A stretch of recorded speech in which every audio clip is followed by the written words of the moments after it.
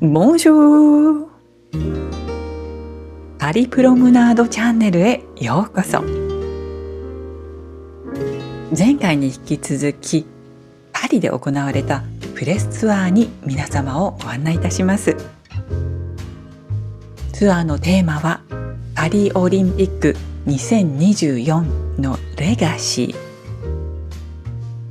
前回は選手村のあったサンドニ地区の驚くべき開発ぶりとセーヌ川クルーズ船デュカス・シューセーヌでの素晴らしいディナーの様子などをご紹介しました。まだご覧になっていない方は概要欄のリンクからどうぞご視聴ください。そして今回はそのツアーの後半の様子をお届けいたします。太陽がさんさんと降り注ぐ気持ちの良いパリの風景がたっぷりです。最後までどうぞお楽しみください。今日私はまずここに向かっています。そうです。皆様よくご存知のエッフェル塔です。ここでフランスの観光担当大臣の記者会見があるんです。エッフェル塔の中で記者会見。さてどんな風になるのか興味津々ですよね。ところで皆様はパリにいらっしゃった時、エッフェル塔に登られましたか？エッフェル塔は階段でも登れるんですが、創建当初からエレベーターが設けられていたんです。もう100年以上も前のこと。そのエレベーターで私たちは塔の上の方へと向かいます。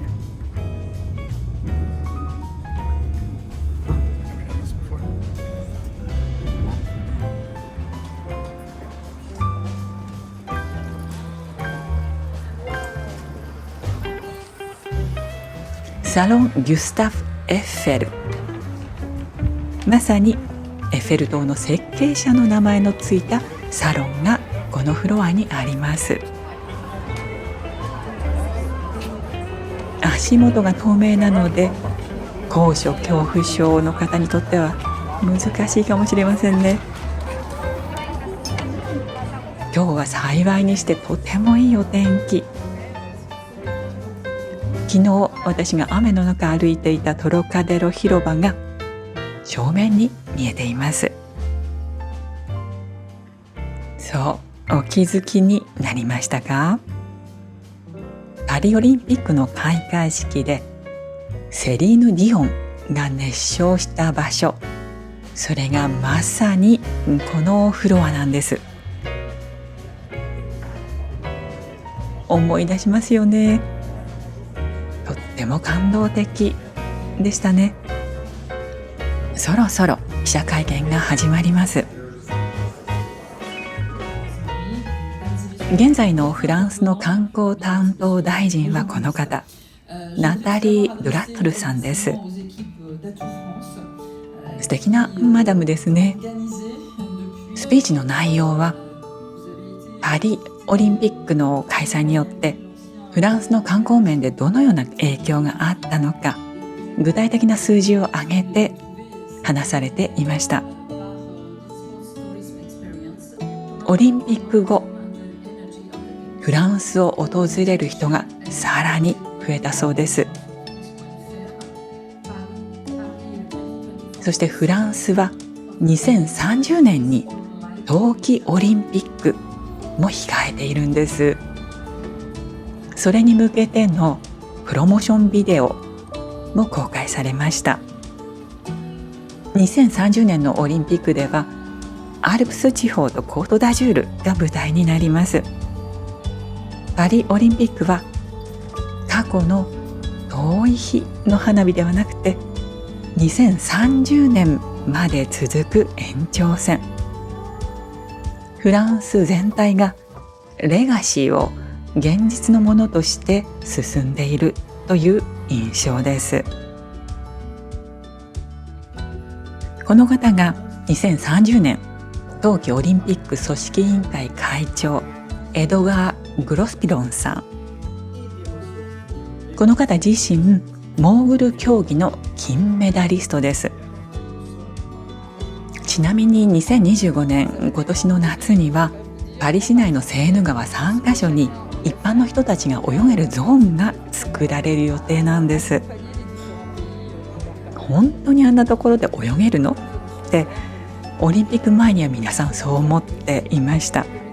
ところが不可能に思えたことを現実のものにする、それがまさにパリオリンピックで実証されましたね。私は大臣に尋ねました。あなたもセーヌで泳ぎますか？Oui, parce que vous voyagez de Bercy jusqu'à ici dans la Seine? Non. Alors, pas en nageant, mais le ministère a une navette fluviale. Voilà, c'est ça. Et donc, nous venons régulièrement ici sur les sites du centre par la navette fluviale. Donc, je vais essayer en nageant, effectivement, sur ces 3 espaces qui vont être ouverts cet été à la nage. Merci. やはり素敵な女性でした。さて、記者会見を終えて私たちは再び地上へ降りてきました。先ほどまで私たちはあそこにいました。ここから私たちは歩いてランチへ向かいます。パリって案外緑にあふれているでしょう。そしてますます大自然の中にやってきたように見えますけれど、ここは博物館の敷地の中なんです。ル・ミュゼ・ドゥ・ケ・ブランディ、ジャック・シラック。私は以前にこのチャンネルでここで行われた展覧会をご紹介しています。概要欄にリンクを添えておきますので、ご興味のある方はどうぞご覧になってみてください。私たちはこの美術館の中にあるレストランでランチをします。はい、到着しました。なかなか個性的な内装でしょう。レストランの名前はレゾンボロ。オンボロは影という意味です。その複数形がレストラン名になっています。ガラスの天井の鉄骨がカーペットに影を落としていて、それがカーペットの模様と重なり合っているのがわかるでしょうか。このレストランがオープンしたのは美術館の開館と同時2006年のこと。フランスを代表する建築家ジャン・ヌーベルの設計です。そしてここはまさにエッフェル塔を眺める特等席なんです。このレストランも私以前このチャンネルでご紹介しています。2021年シャンパーニュのドンペリのイベントがここで行われました。この動画のリンクも概要欄に添えておきますね。まずはシャンパーニュで乾杯です。現在このレストランの料理のコンセプトは地中海地方のガストロノミーということで、バターに加えてシチリア島のオリーブオイルもテーブルにありました。最初のお料理はローストしたホワイトアスパラ。アスパラガスが薄くしたガスコーニュ産のアンドゥ油で包まれているのかしら。熊のニンニクという名前のついたハーブ、コルシカのチーズをベースにしたソース、そしてピクルス状になったアスパラも添えられていました。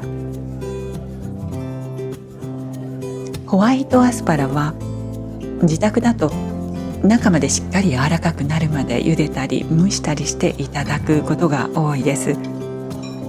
けれどもこれはシャキッとした歯ごたえまで楽しむお料理。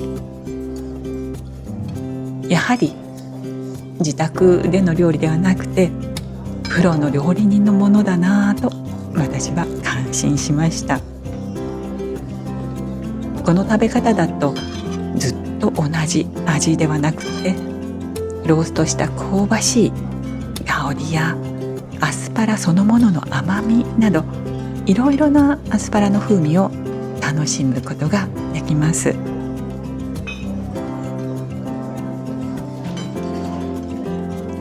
美味しいオリーブオイルとパン、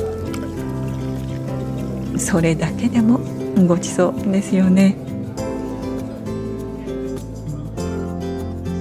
メインディッシュはエイヒレの昆布仕立てとあります。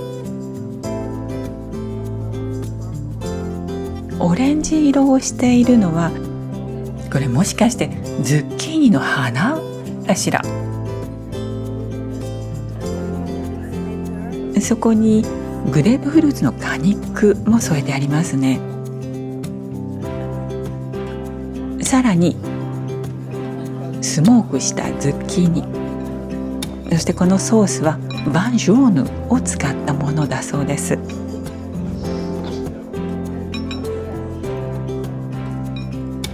このお料理は爽やかさもありながら、それぞれの素材の味の凝縮感があるなぁと思いました。このさんさんとした光の下で食べるのにとてもふさわしいお料理だと感じました。チーズの盛り合わせ、私がまずいただいているのがブリーチーズ、そこから時計回りにコンテ、そしてトム、真ん中のコンディモン、薬味ですね。これはレーズンを使ったものだそうで、これと一緒にチーズをいただくとコンディモンの甘みがチーズの風味をさらに引き立ててくれます。コースの途中ですが、私はここでちょっと中座をさせていただいてテラスに出てみました。どうです？まさに絶景ポイントでしょう？ここはまだ案外知られていないような気がしますが、いかがでしょうか？テーブルに戻るとデザートが出ていました。いちご、そしてライム風味のフォンテーヌブロー、そこに春の花粉が振りかけてあるようなんです。このいちごがどうして黒いのか、私は説明を聞き損ねたんですが、同席の方々が教えてくれたところによると、いちごがスモークされているんですって。私はなかなか面白いと思いました。けれどもフレッシュなままいただきたかったという声もちらほら聞こえてきました。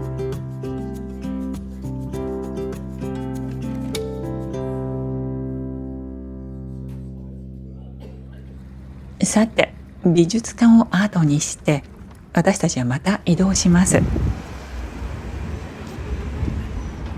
今度はエールエアに乗ってサンミシェル・ノートルダム駅まで来ました。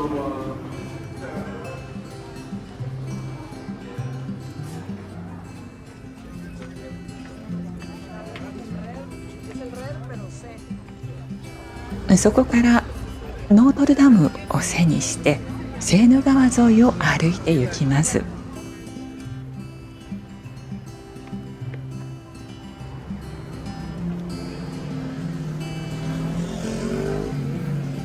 ブキニストの前を通りながら私たちが向かう先はラモネ・ドゥ・パリ、パリ造幣局です。こちらもまた開会式の時に注目された場所ですが、覚えていらっしゃいますか？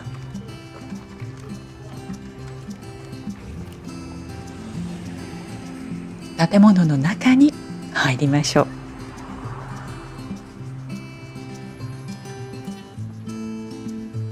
とても立派な建築でしょう。18世紀からずっとここでフランスのお金が作られてきました。けれども現在フランスの通貨はボルドー地方にある施設で作られています。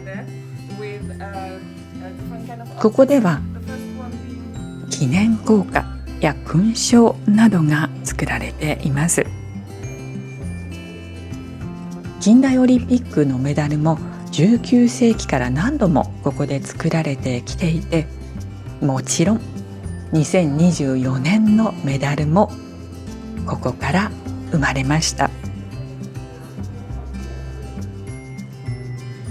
こちらはミュージアムにもなっているんですが、今回特別に実際にお仕事していらっしゃる職人さんがメダルの伝統手法を私たちに見せてくれました。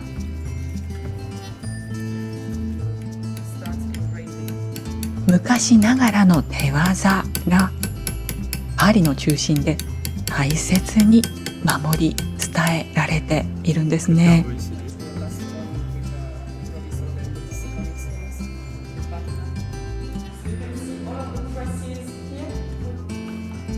この後ツアーではノートルダム大聖堂も訪ねました。けれどもこのチャンネルではすでに詳しくご紹介していますので、その部分は過去の動画をどうぞご覧くださいませ。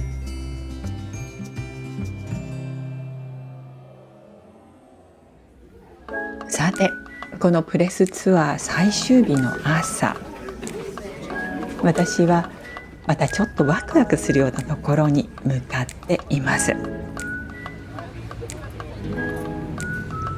テニスの全仏オープンが開催されるローラン・ギャロスです。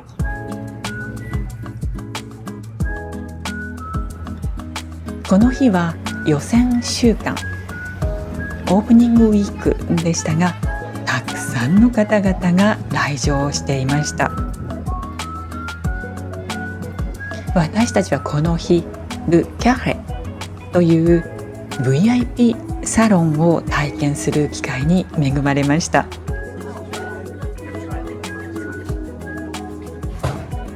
2020年に完成したセンターコートフィリップ・シャトリエは開閉式の屋根を持つコートなんですが、それを見下ろすところにこのル・キャレというゾーンがあります。私はここに初めて入りました。ここから観客席にも行かれるようになっていますし、サロンの内側の席でもプレーが見られるような設計になっています。この日はオープニングウィークということで実際の対戦はありませんでしたが、センターコートの雰囲気をしっかり体験することができました。このゾーンの真向かいにあるのが報道関係の席ですね。とっても贅沢なサロンですが、くつろいだ雰囲気なのがさらに良いなと思いました。ローラン・ギャロスの歴史がさりげなくわかるようなおしゃれな展示がたくさんあります。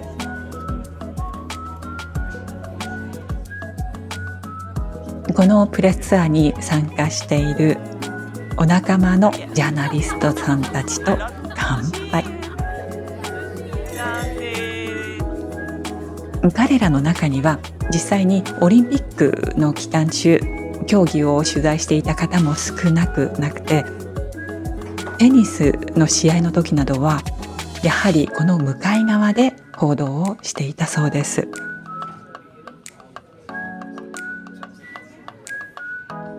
ローラン・ギャロスの歴史といえば、これが私にとってはとっても印象的でした。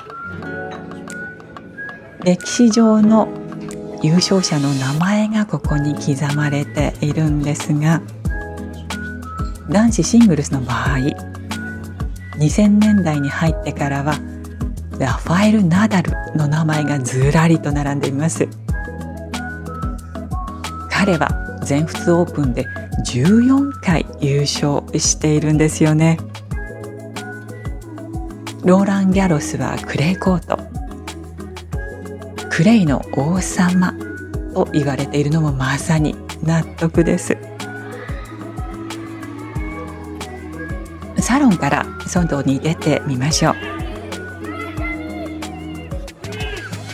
会場内をやはりこの場所をよく知っているブラジル人のジャーナリストさんに案内していただきながら歩いてみました。全仏オープンっていうのはまるでお祭りみたいなものだなと実感します。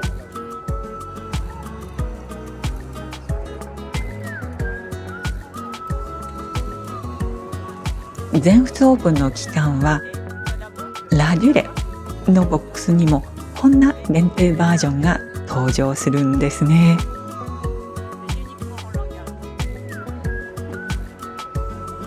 この場所に来たからには記念の何かを買って帰りたい、そんな方も少なくないはず。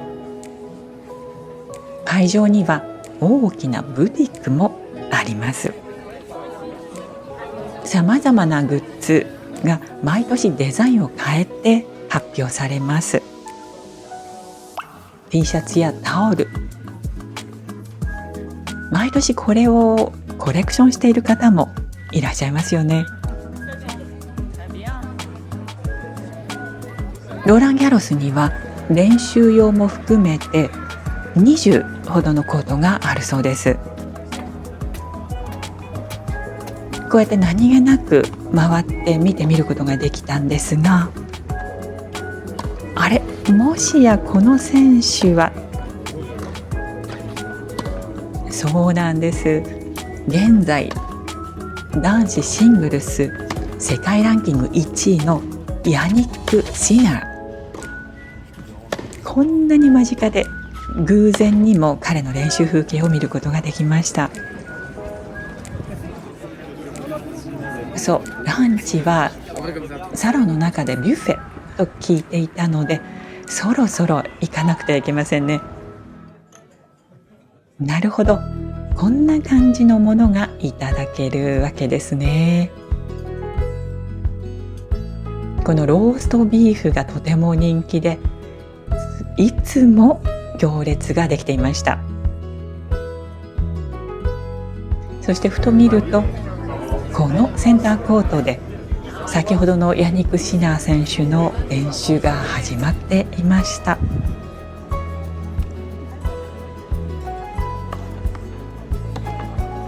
この翌週に行われた本戦、男子の決勝で残念ながら彼は準優勝となってしまいました。けれども相変わらず世界ランキング1位。このコートのスタンドに掲げられている格言がとても印象的です。勝利は最も粘り強いもののものだ。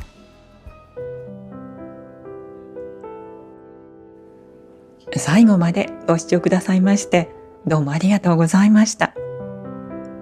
今回の動画はいかがでしたでしょうか。お楽しみいただけましたでしょうか。この動画が気に入ったらどうぞ高評価とコメントをお寄せくださいませ。チャンネル登録がまだお済みでない方はチャンネル登録もぜひよろしくお願いいたします。とても励みになります。ではまた次回の動画でお会いいたしましょう。アビアント。